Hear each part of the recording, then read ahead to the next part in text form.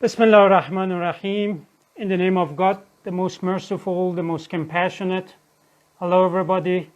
My sincerest greetings to all of you who are watching us live tonight or watching us later on other video sharing platforms like YouTube, IGTV, or any other place. So far, we have had 13 episodes of live Instagram dialogues with different commentators, journalists, and experts. Tonight, on the 14th episode of the dialogue, I'm honored to announce a new series. For around a month, we didn't have any episode. During this period, we had Joe Biden in office for 25 days. Before that, we were talking about the prospect of the relations between Iran and the U.S. at least in the 20 episodes of the program. And tonight, for the first time, we will discuss the issue after Biden's access into the office. And it's an early assessment of his foreign policy. 5 days later, he will be in office for a month. And tonight, I'm really honored and pleased to host Mr. Waqar Rizvi, a Canadian-Pakistani journalist, award-winning TV host, a political analyst who used to be the TV host for Press TV for 10 years in Tehran, hosting many political debates, live TV shows, and now it is around, I think, 2 years and 5 months that he is in Indus News. He is now based in Lahore in Pakistan, and I want to say hello to him to start the dialogue with Mr. Rizvi.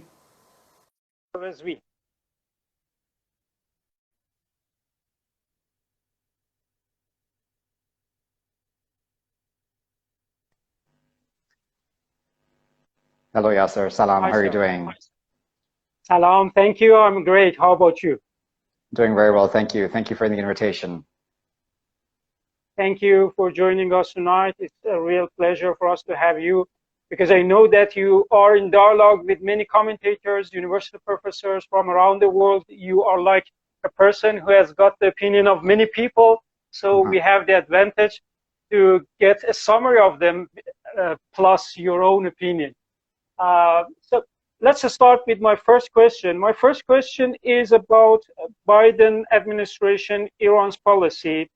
In the episodes that we had before his inauguration, it was talking about the prospect of Iran-U.S. relations. Now that he has been in office for 25 days, we can make an early assessment.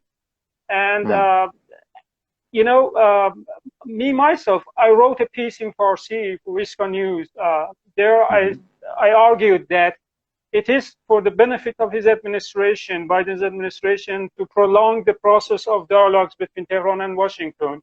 And it came in contrast with the expectations because many people were making arguments that he will make a swift change or he will be different from Trump administration, although he has made it publicly that his administration is after dialogue, diplomacy, and peace.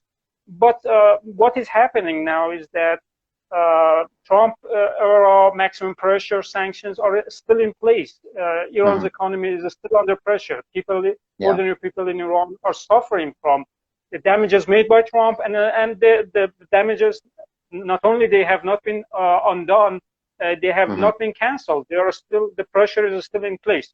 So it's a long piece there, but I want to know that after that, now we know the people in his cabinet. Now we know that we have heard a lot of public statements. We have heard the comments, the hearings in the Congress. So based on all of them put together, we can make a kind of early judgment of the early days of his foreign policy, specifically in regard with Iran. What do you think? Well, I think that, it would be silly for us to expect, as you said, that Biden will change anything overnight. He has said yes during his candidacy and when he became the president-elect that he would want to re-enter the JCPOA, the Iran nuclear deal. But as we know, of course, he has a lot of pressure on him. The Israelis would not be happy about that. The Persian Gulf Arab countries would not be happy about that either. And, of course, many, many other conservatives and other people within the US would not be happy about that either, because if we're completely honest, ever since Donald Trump walked away from the nuclear deal, a lot has changed in the relations between the US and Iran, right? So we've had the assassination of Fakhrizadeh and Soleimani. Those things changed the relations completely, right? Not to say that the relations were good between the countries ever since the revolution, but at the same time, they became a lot worse. So it's not like we can just imagine that those things did not happen. And for the Iranians to be able to go back to the same day before Trump walked away from the nuclear deal, or for the Americans to pretend like those things did not happen and for them to re-enter the nuclear deal magically as well. Because on the American side, as you know very well, they have their own set of complaints, whether we agree with it or not. But the thing is that they've spoken about those things, be it Syria, Yemen, et cetera, et cetera. I mean, there's a long list that they talk about as well. So both sides are in a very different situation from when Donald Trump walked away from the deal. So I think for both sides, in fact, I think even for the Iranians right now, for them to immediately say that we will accept, for example, Biden re-entering the deal, it's not as simple, I think, as that. I think that there's more complications even, I would think, for the Iranians also. So how will Biden's administration conduct his foreign policy in regard with Iran? I think, he will probably, just like you say, he will wait and see. He will try to delay as much as possible until he knows that he has the support of all the lobbies, the countries in the region. I'm talking specifically about the likes of Saudi Arabia, Bahrain, UAE, et cetera, that he has the support of all those countries, which is very hard to do, as you can imagine. So I think that he will try delaying it, but the Iranians have already given a February 21st deadline, saying that if by that time the sanctions are not lifted according to what Iranians want, then they're going to start not following the additional protocol of the NPT, as well as start enriching uranium even more. So that point, I think that the Iranians have at this point in time given their own deadline, and if they are serious about it, then that really makes life very hard for the Biden administration. So I wonder, obviously, if the Biden administration realizes how serious or not the Iranians are. I mean, it depends, of course. We don't know. Maybe there are conversations happening behind the scenes that you and I are not aware of. But if they're not happening, then it's very dangerous for both sides. And, during these 25 days that he has been in office, there are a group of commentators and journalists who are advocating the simultaneous return of Tehran and Washington, Tehran returning to its full compliance, Washington, Biden signing an executive order to just have a symbolic return to the nuclear deal. But to me, they are seeing it, as you said, it is silly to expect such a good arrangement of things. To me, it's not like that, because the maximum pressure has done a lot of damage to Iran's economy. And it has been, the US has withdrawn from the agreement in the first place, even after the withdrawal of the US for a year and some days after the withdrawal of the US, Iran was still in full compliance. And then after, on the anniversary, Iran announced that it will start a series of actions to make some changes. Now, I want to, the damages of, as you said, many important people in Iran, like General Soleimani and Dr. Fakhrizadeh, were assassinated. So what do you think about these kind of people? What is the purpose of making such a call? Are they really, let's say, foolish enough to believe that it will be as easy as that? Or no, they are trying to be part of the media campaign of the Biden administration to fool Iranians to get into the deal Well, without, yeah. it's like mind reading. Okay, it's your turn. I think the honest truth is that just like, with the Iran nuclear deal, when it first happened, the narrative on the American side and the European side was that Iran came to the deal because it was under pressure, right? That's what the entire world was made to believe through Western governments and Western agencies. Now, I'm not arguing that Iran was not under pressure. Of course, Iran was under pressure. Even at that time, its economy was not doing very, very well.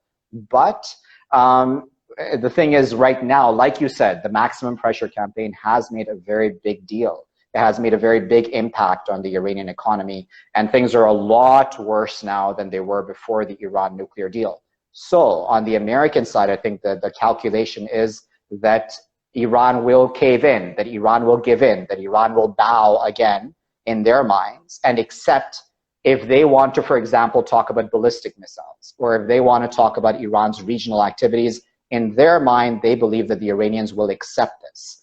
Now, I'm not saying that, on the Iranian side, they are under pressure. I can imagine that the Rouhani administration is under pressure because of the economy and because of the fact that, for better or worse, the Iran nuclear deal did not work out. So what will the Iranians do? That's also important to see, of course. But I think for the Americans and for the Europeans even, the idea right now is that because of the pressure, Iran will give in at some point and negotiate more than just the nuclear deal. We have comments by our viewers that we will address later in the after the questions are done. Okay, now we come to the question that we already talked personally. That is that U.S. and Westerners are really worried about Iran's pursuit for nukes, because Iran has made it clear time and again that it is not after nuclear bomb. It is against its ideology. It is against the principles of the Islamic Republic, the Islamic Revolution. If I make an argument for this statement, I would say that even during the course of the 8-year war that Saddam Hussein was enjoying the support of 27 countries against Iran, he used chemical weapons against Iran. He used missiles against residential areas in big cities like Tehran, in cities like Isfahan. But Iran never retaliated because Imam Khomeini believed that the war was not between the two nations. The war was between Ba'athist regime and the Islamic establishment in Iran. Making this argument, Iran never used chemical weapons, although it could use them against, as a kind of retaliation. So we know that nuclear bombs are not meant to do military objectives. They are meant to damage, mass number of people, big cities. They are designed to do such a thing. So for Iran, it is never justified. It will never go along with its ideology, its principles, to go after a nuclear bomb. So to me, Iran is genuinely not after a nuke bomb. But then comes the remarks made last week by Iran's intelligence minister, Seyyed Mahmoud Alavi. We can first start with that. What do you think? Do you think really that Westerners are really worried about Iran pursuing nuclear bomb, or no, it's just an excuse to rally support and pose more pressure against Tehran? Well, firstly, I will say that, the minister's comment about pushing Iran into a corner and, what may or may not happen if the Iranians find themselves in more of a corner than they already find themselves in.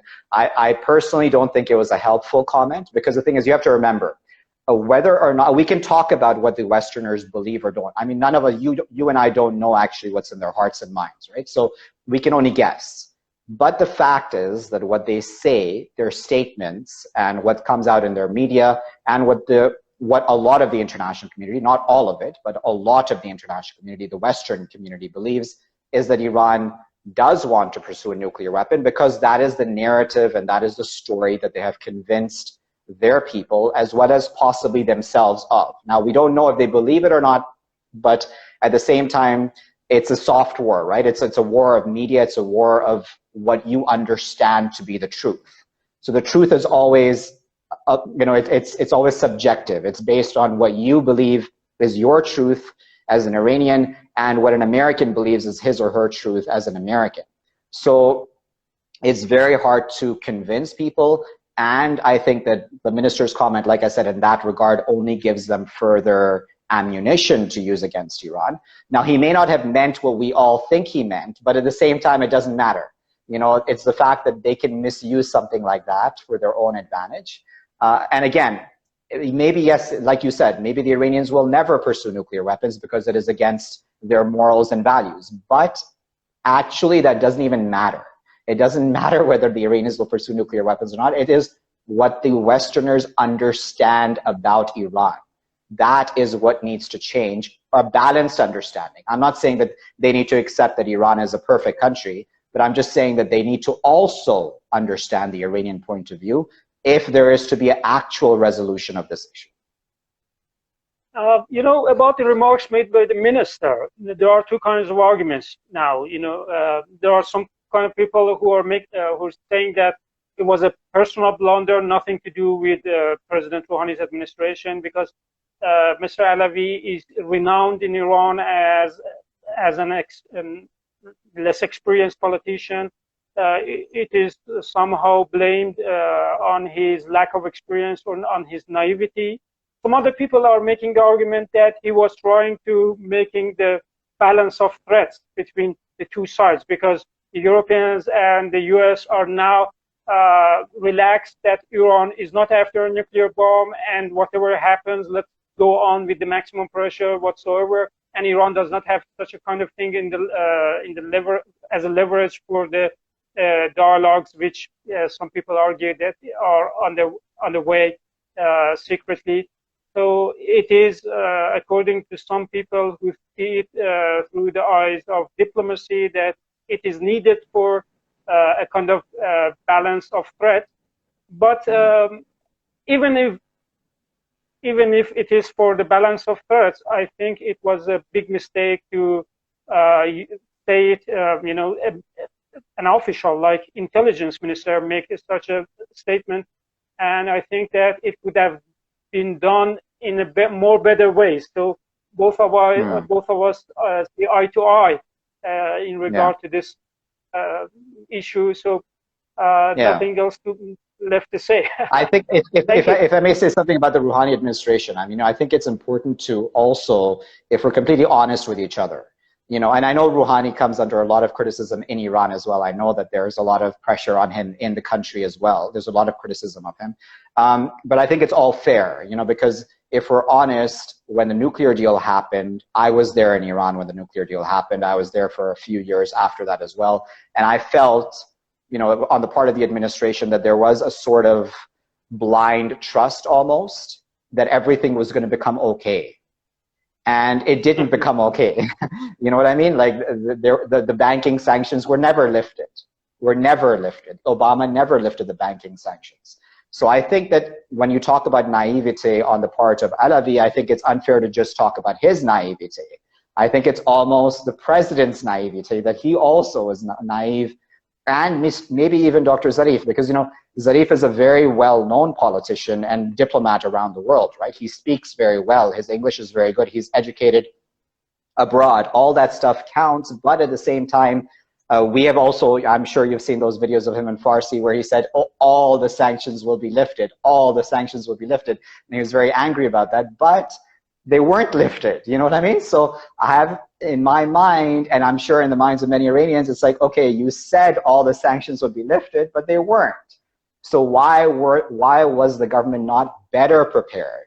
It's impossible to completely prepare yourself, but why wasn't the government better prepared to deal with the situation? Why wasn't there a better plan B in place to protect the Iranian economy, to protect the Iranian people? Because, there are people who are suffering right now. There's issues of medicine. There are people, the economy has suffered. People's earnings are a lot less now than they used to be just a few years ago, right? And that's a situation which we can blame the world for that, but at the end of the day, it's the responsibility of the government to protect people, right? So I think that also needs to be said. Regarding your comments, I can say that we can see it through two perspectives. Although you've been in Iran and you're well aware of what is going on in Iran, but it can be seen through two perspectives. Number one, there is a fair argument that it says that Rouhani administration oversold the JCPOA to the Iranian nation. He promised that all of the things will be okay after the deal. And I think it was a big mistake. And tying everything, every ordinary thing in the country to the deal, he was almost, some people argue that Mr. Ghalibaf's his argument against Rouhani is that he was inactive because he thought that just doing an agreement with the US will do everything. He didn't have a good economic plan. He didn't have a good plan for making the economy stronger against, or more resilient against the possible pressures. And the number two, the other perspective is that the mistakes made during the signing of the agreement that some people are making, and of course their kind of argument can be accepted in many counts, like the promises and commitments made by Iran stipulated in the agreement are measurable, but the ones that the US and the Westerners were supposed to do were not measurable. They were qualitative. The promises that Iran made were quantitative. There was a third party like the International Atomic Energy Agency could measure it, could verify that Iran is complying, but the agreement, the promises made by the US were qualitative. They were talking about the ghost of the agreement, the soul of the agreement. So I agree with you, and but it can be discussed in more details. As I said, there are different aspects to the issue. In the past couple of weeks, there are calls by the US and France for including Saudi Arabia, and some people also have added the United Arab Emirates. Even before Biden getting into the office, Friedman made such an argument in a New York Times piece where he claimed that he had a phone call with Biden and he had talked with him. And French President Emmanuel Macron made it public that it's a better way to do or to return to the JCPOA with Saudi Arabia in the new round of negotiation. The EU spokesman disagreed with Macron and said that it is his personal opinion because the nuclear agreement has already been negotiated and signed, and it's now the discussion of how to restore it or how to have the US back in the agreement, not about the content of the agreement. There is no chance to renegotiate the agreement. Some other people say that maybe there has to be a chance for regional talks and Saudi Arabia must be concluded. Mr. Zarif told a Channel 2 interview during Channel 2 TV show that for having dialogue with Saudi Arabia, Iran does not need to have Westerners behind the table or on the table, because it's a regional issue and the regional countries have to negotiate it. Iran has made several requests for a regional dialogue with countries, including Saudi Arabia. Saudi Arabia has dismissed and declined to join Iran's call. But to me, it seems that Saudi Arabia is after a kind of dialogue with Iran where he has the support of Westerners. He wants to have the pressure posed by Westerners and at the same time sitting on the table with Iran to gain more advantage. What do you think? I was just actually interestingly reading an article in Arab News, which is, as you know, Arab News is run by the Saudis. And there was an article there. It wasn't an official article. It was an article by an opinion writer. But the opinion writer writes that the Persian Gulf countries, that these countries need their own strategy to deal with Iran, their own strategy in the way to talk to Iran. And I think it's interesting because, you know, Arab News, like I said, is Saudi media, and they probably would not publish something which is not in some way or form approved or that the Saudis are okay with, right? So I think that that's interesting, a comment. It doesn't mean that, of course, that they like Iran or they're going to become friends with Iran overnight, but in the sense that maybe that is an opening, maybe that shows that maybe they will be willing at some point in the near future to talk to Iran. Because I think the Saudis also understand, and the Emiratis understand, that Biden administration will not be exactly like the Trump administration.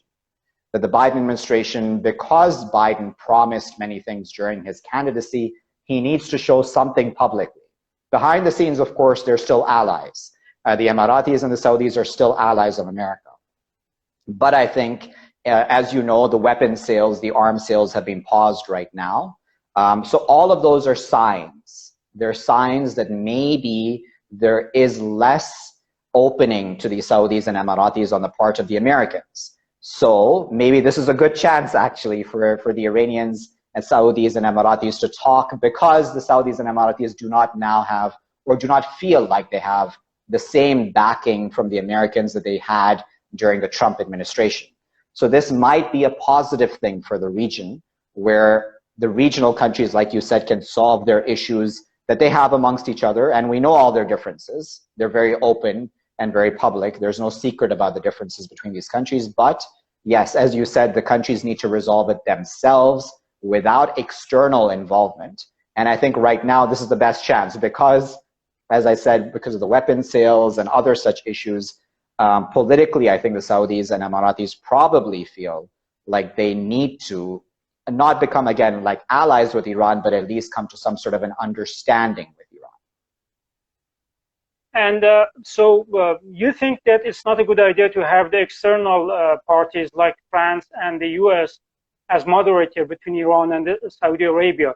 But so far, Saudi Arabia has been acting as if it likes to have a Western side as a moderator.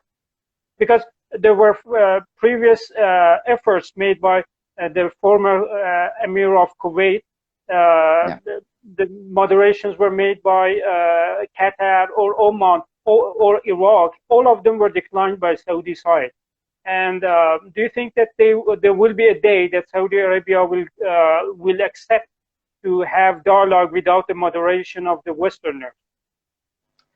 To be honest, let's talk about Qatar for example, or even Kuwait. These are also allies of America. So if they are the ones moderating, technically behind the scenes, you need the approval of the Americans. You need a green light from the Americans to also be able to do it. The Americans will never completely say we are not involved in the region. So they need to have some form of understanding with the Americans that it is okay for them to mediate. So for example, we had the Qataris recently say that they want to mediate between the Saudis and the Iranians, right? A Qatari official had made that statement. It came in Al Jazeera as well. So, I mean, for the Qatari official to say that would not have happened if there was not behind the scenes understanding with the Americans that this is okay to do.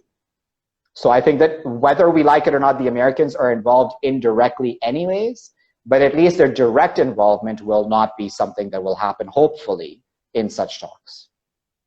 And what do you think about Macron's statement? What is behind Macron's statement? The Paris intention, what the French government wants to do with Iran and Saudi Arabia? I think that, Macron, all you need to do is you need to look at Macron and the way he has been involved in Lebanon. And even the Lebanese are not happy about that. Even those Lebanese who do not like Hezbollah are not happy about Macron's involvement in Lebanon, right? So Macron recently met Saad al-Hariri, and many people are wondering, why is Macron so involved in Lebanese politics? He is an external leader.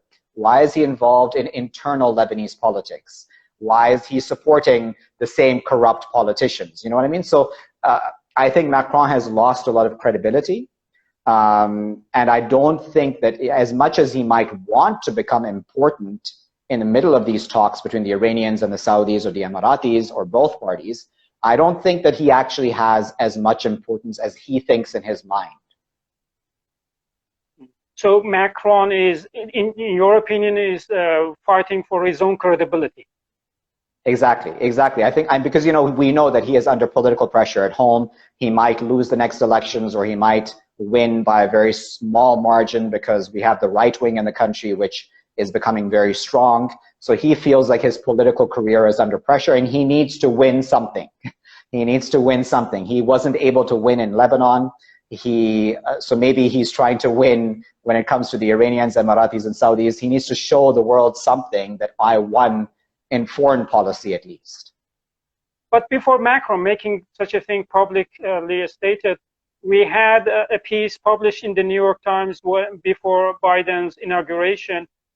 Friedman had a phone call with Biden. There it was surfaced that there should be a kind of new negotiations with the UAE and Saudi Arabia involved for the purpose of containing Iran's regional activities and nuclear program. What do you think is the intention of Biden for discussing such a thing? I think Biden just wants to show that he is different from Donald Trump. That's the first thing, because he's under a lot of political pressure at home to prove that he is very different from Donald Trump. So I don't think that Biden, behind the scenes, I don't think that the State Department, the Pentagon, I don't think their policies are going to be that different. But I think publicly, they need to show American people that they're very different from Donald Trump. So whatever Trump did, they're going to try to show that they have corrected, in their words, his mistakes, right, in the region. So he became very close to the Saudis and the Emiratis, so they're going to try to show that, oh, we are pressuring the Saudis and Emiratis. But I think this will all be a public game. I think behind the scenes, they will all be the same. So, I mean, when we're talking about containing Iran, that was the same policy of even the Obama administration, right? This was even before Donald Trump. This has been the policy of the US establishment ever since the Islamic Revolution. So I don't think that things are that different. I mean, if we're expecting things to be different, then it's just naive of us then. Is the US capable of starting a war against Iran? I don't think that the US is capable of starting a war against Iran. I mean, I don't think they want to start a war against Iran. But I think that there may come a time where their hand is forced, right? So if the Israelis start something, if the Israelis make a miscalculation or a calculated attack, depending on how you want to look at it, because, you know, the Israelis have warned about that many times. They might not do it. I mean, these are all words, right? All of this is public perception of pressure to scare both sides or one side, depending on how you look at it. But it's very possible that their hand be forced. I do not think that the American people want a war, another war in the Middle East. I think that if the Americans could have started a war on Iran, they would have already done it. There would have already been a war on Iran. Because they have not already done a war on Iran, I think that that goes to show that they're not actually willing to do a direct war. I mean, there is already that proxy war or that Cold War between the two countries anyways, right? So there's assassination, you know, the assassination of Soleimani and Fakhrizadeh already, be it the Israelis or the Americans, we can argue that, but they're basically on the same side, right? So those sorts of things will continue to happen. But open warfare, I don't think the Americans want, because again, I don't think the American public is ready for that. And, you know, there was discongruity between the remarks made by Secretary of State Tony Blinken and Special Envoy for Iran, Robert Malley, because Blinken made a statement believing that the JCPOA is linked to Iran's missile and regional issues, and Malley then said that President Joe Biden's that the nuclear deal must first be concluded and the other issues raised later, you know, in a way that it was first discussed during Obama's administration. What do you think? Is there a kind of agreement between the people in Biden's administration, or do you think a kind of discongruity between the different members of the cabinet about Iran? And so far, they have not made a strong statement about Iran. You know, it is like, as you said, wait and see, let's kind of thing. What do you think? I think it's a hot and cold carrot and stick approach. So I think we're going to have different officials saying different things and seeing how the Iranians react, right? So if the Iranians become very happy when somebody says, okay, we're going to conclude the nuclear deal first, and then we're going to talk about other issues, they're waiting to see the Iranian reaction, I think, or the world's reaction even. And so I believe that during this wait and see game, that they're going to try both sides and see how the reactions come from different quarters.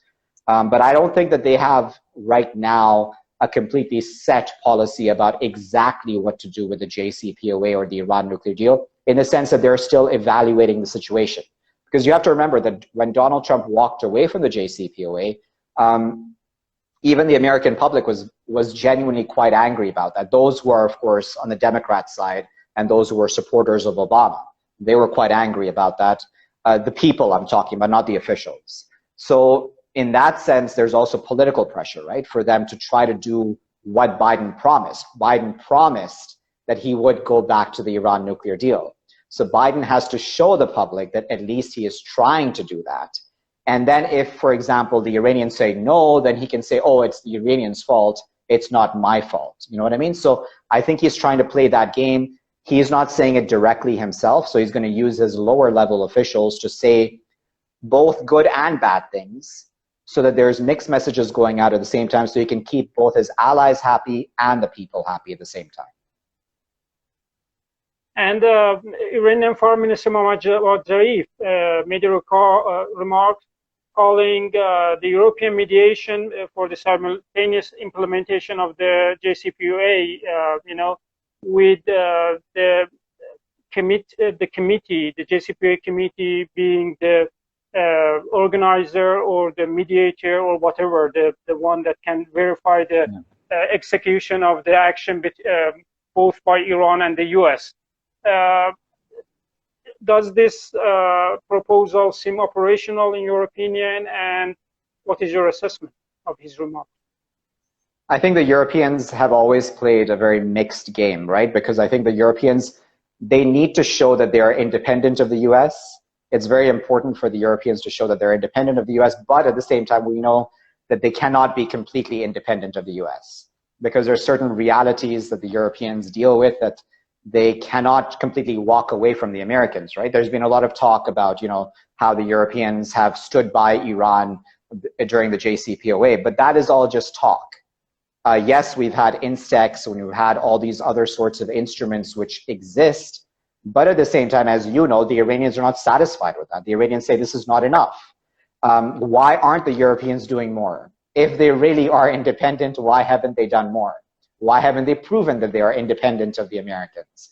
The fact that they have not done it proves that they are not independent of the Americans. So then for us to expect that the Europeans are any different from the Americans, I think that they're just like a chameleon, right? Where they will say all the right things because they need to preserve their own respect.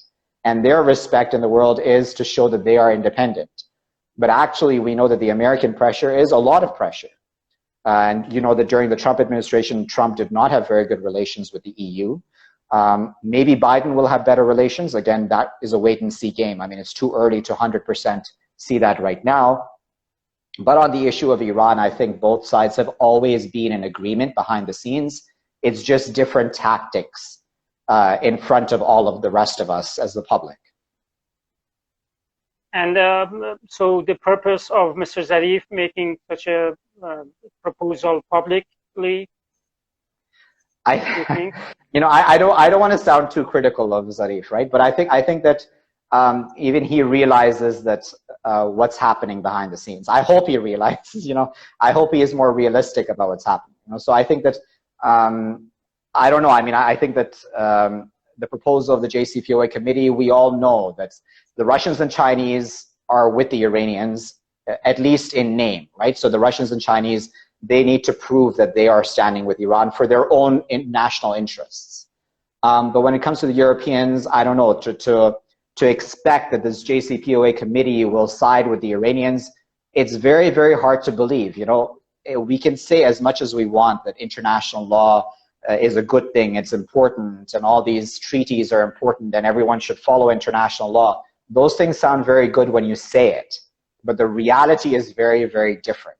The reality is that America is a superpower. It's a much weaker superpower, but it's still a superpower. The Russians and Chinese are very strong, but at the same time, they're not completely friends with Iran. They want their own national interests as well.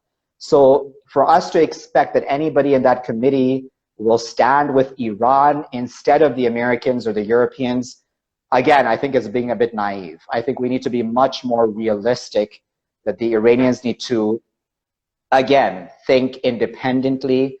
If they want to protect their own country, their own economy, they really need to figure out independent ways of doing that, not dependent on any one single party.